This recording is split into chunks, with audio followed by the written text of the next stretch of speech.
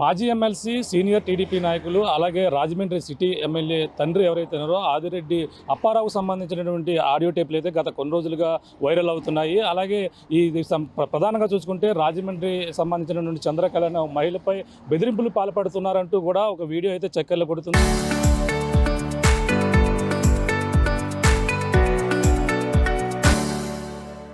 దీన్ని వైసీపీకి సంబంధించిన నాయకులు అయితే తీవ్ర ఆరోపణలు చేస్తున్నారు. మరో పక్కన ఇది బెదిరింపులు పాల్పడుతున్నారు తండ్రి అంటూ కూడా ఒక పక్కన చేస్తున్న నేపథ్యంలోనే చంద్రకళ ఈరోజు తన సంబంధించినటువంటి వార్త విని ఇప్పుడైతే ఆ అప్పారావు గారిని కలిసేందుకు కూడా అక్కడికైతే రాజమండ్రి ఇంటికి కూడా చేరుకున్నటువంటి పరిస్థితి ఉంది. అసలు ఏదైతే ఆడియో టేపులో వైరల్ అవుతున్నటువంటి చంద్రకళకు అలాగే ఆదిరెడ్డి అప్పారావుకి మధ్య జరిగినటువంటి సంభాషణలు వాస్తవా కాదా అనేది కూడా తెలుసుకునేందుకు చంద్రకళ గారు ఉన్నారు. మాట్లాడే ప్రయత్నం చేద్దాం. మేడం చెప్పండి, ఏంటి మీకు సంబంధించిన ఆడియో టేపు అలాగే ఆదిరెడ్డి అప్పారావుకి సంబంధించిన ఒక టేప్ అయితే వైరల్ అవుతుంది.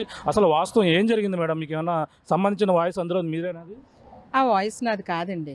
ఎందుకంటే ఆదిరెడ్డి అప్పారావు గారితో నేను ఎప్పుడు కూడా ఫోన్లో మాట్లాడలేదు. ఆయన కూడా నాతో ఎప్పుడు ఫోన్లో మాట్లాడలేదు. ఆయన మా బంధువు, మా కుల పెద్ద. మాకు ఏదన్నా అవసరం అయితే అంటే మా అవసరం అయితే మేము ఆయన దగ్గరికి వెళ్ళి బాబాయ్ మాకు ఇది చెయ్యండి అంటే తప్పకుండా చేస్తారు. ఆయనకి బోళాశంకరుడు అనే పేరు కూడా ఉంది, మీరు విన్నారో లేదో. అందరికీ ఎవరికైనా ఈ కులం ఆ కులం అని కాదండి. ఆయన ఈరోజు కులాలను ఎత్తి ఇది చేసి మాట్లాడుతున్నారు ఆయన గురించి. అది తప్పండి. ఎందుకంటే ఆయన పెద్ద మనిషి, ఆయనకి ఎంతో రాజకీయ చరిత్ర ఉంది. ఆ చరిత్రను కించపరిచే విధంగా చెయ్యొద్దండి. ఇది ఫ్యామిలీ మ్యాటర్ బయటకు రావడం కోసం ముసుగు వేసుకుని మీడియా ముందుకు వచ్చి చెప్పిన గుడివాడ శ్రీదేవి అనే అమ్మాయి ఏదైతే ఉందో ఆ పక్కన ఏడుస్తూ ఏవో చెప్తున్నాడు. ఏడ్చే మగాడిని నమ్మకూడదంటారు. అలాగా ఏడుస్తూ చెప్తున్నాడు కదా వాళ్ళ మేనమామ పైల రామకృష్ణ.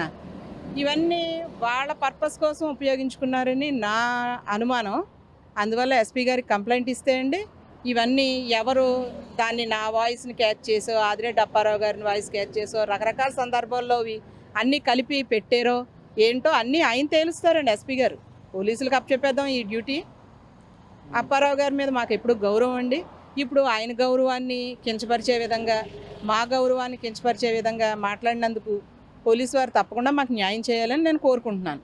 అంటే అందులో ఒక ఎస్సీ జాన్ అనే వ్యక్తి ఆయన ఎస్సీ సామాజిక వర్గం వ్యక్తి సంబంధించి దూషించినట్టుగా మాటలు కూడా వచ్చాయి. అవి ఎంతవరకు వాస్తవం అంటారు? మరి అవి కూడా లేదంటారా? లేదండి, తప్పండి. ఆయన ఎప్పుడు కలవడానికి వెళ్ళినా ఆదిరెడ్డి అప్పారావు గారిని ఎప్పుడు కలవడానికి వెళ్ళినా నన్ను బండి మీద ఎక్కించుకుని తీసుకెళ్లేది జాన్ గారే. ఎందుకంటే ఆయన వెనకాల ఇప్పుడు ఆదిరెడ్డి అప్పారావు గారి వెనకాల ఎస్సీ సామాజిక వర్గం వారు లేరా అండి? వారు అక్కడ ఆయన వల్ల బ్రతకట్లేదా? 3 మందికి ఉద్యోగాలు ఇచ్చారు. ఎవరినన్నా బాగా చూస్తారు. ఇప్పుడు అక్కడికి ఆయన కలవడానికి వెళ్ళాను, నేను చూశాను. చాలామంది ఎస్సీలు ఉన్నారు అక్కడ. వారంతా కూడా ఆయనకి నమ్మిన బంట్లే. ఆయన వల్ల బ్రతికి ఆయన పేరు చెప్పుకుంటున్న వాళ్ళే. అలా 10 మందికి అన్నం పెట్టే వాళ్ళని బ్యాడ్ చేయడం కరెక్ట్ కాదని నా ఉద్దేశం అండి. జాన్ గారి గురించి ఆయన ఎప్పుడు తప్పుగా మాట్లాడలేదు. మా కోడలు ఏదైతే ఉందో గుడివాడ శ్రీదేవి అనే అమ్మాయి, ఆ అమ్మాయికి సంసారం చేయడం ఇష్టం లేకపోతే, మా కుటుంబంలో కలిసి ఉండడం ఇష్టం లేకపోతే ఆ అమ్మాయి కోర్టు ద్వారా ప్రొసీడ్ అయ్యి తేల్చుకోవాలి తప్ప ఇలాగా వాళ్ళకి అక్రమ సంబంధం వీళ్ళకి అక్రమ సంబంధం అని చెప్పడం కరెక్ట్ కాదండి. ఎందుకంటే అక్రమ సంబంధం అని నోటికి చాలా దారుణంగా వేసేస్తున్నారు నిందలో. భగవంతుడికి తెలుసు, కర్మ ఎవరిని విడిచిపెట్టదండి. ఆ కర్మ అనుభవించాల్సిందే ఎవరైనా సరే. పాపమో పుణ్యమో ఏదైనా ఎవరు చేసుకున్నది వాళ్ళే అనుభవిస్తారు. ఇది తప్పకుండా జరుగుద్దండి, భగవంతుడు చూస్తాడు. ఇది కోర్టు ద్వారానే మేము తేల్చుకుంటామండి. ఫ్యామిలీ కూడా ఇందులోకి లాగొద్దు. తర్వాత మా అబ్బాయికి ఏదో కొల్లు రవీంద్ర గారితో చెప్పి ఉద్యోగం చేయించేస్తారని అది ఏమి మా మాటలు కావండి. అసలు మావి కావు అవి అసలు. ఎందుకండి ఆయన ఎందుకు ఇంకొక మినిస్టర్ గారిని పేరుని వాడుకుంటారు అలాగా? ఎందుకంటే రాజకీయ నాయకులు ఒక పార్టీ ఒక గవర్నమెంట్ నడుస్తున్నప్పుడు ఒకరి మీద ఒకరు బురద చల్లుకోరు కదా, అది తప్పండి. అయితే ఇప్పుడు మా అబ్బాయితో కొలీగ్గా ఉన్న అమ్మాయి గురించి ఎవరి గురించి రమాదేవి గురించి మా కోడలు ఆరోపణ చేసింది.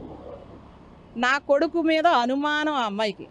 ఇప్పుడు ఒకవేళ ఆ అమ్మాయితో రిలేషన్ ఉంది అని చెప్తున్నా కదా, నేనేదో విడదీసేస్తున్నానని.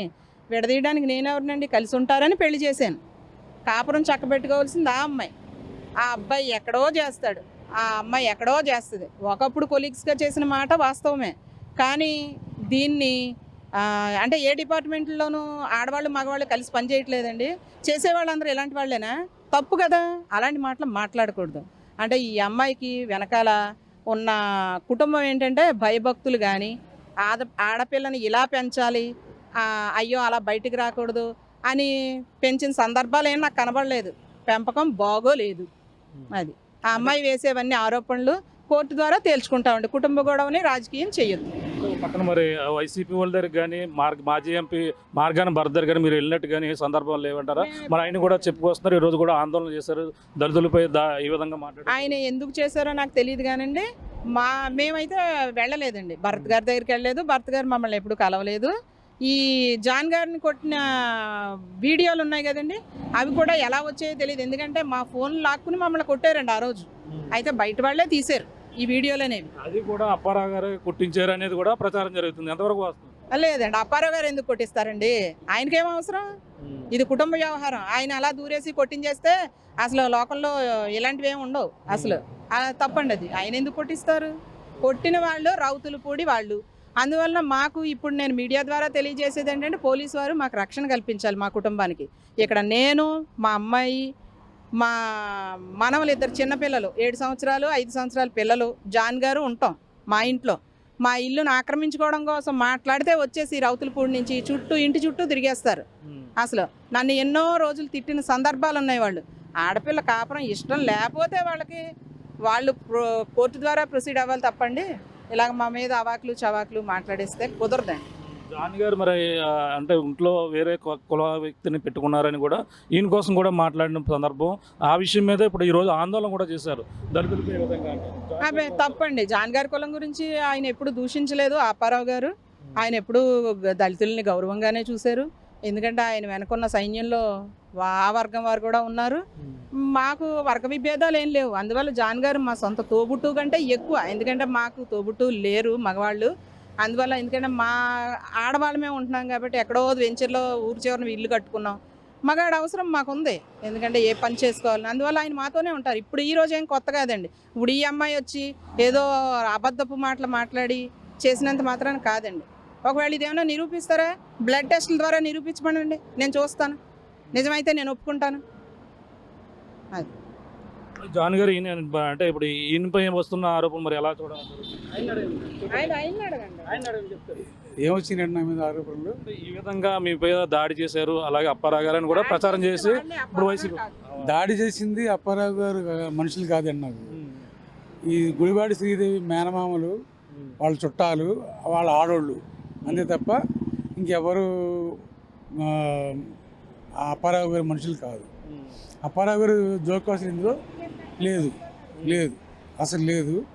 నెక్స్ట్ అప్పారావు గారి దగ్గరికి 2-3 సార్లు వెళ్ళాను, కానీ నన్ను ఎప్పుడు అసభ్యకరంగా మాట్లాడడం కానీ అలాంటిది ఏం లేదు. చాలా గౌరవంగా చూశారు, గౌరవంగా మాట్లాడారు, అంతే తప్ప ఆయనకి నన్ను అనవసరంగా ఈ అపోజిషన్ పార్టీ వాళ్ళు నా కమ్యూనిటీని బయటికి లాగి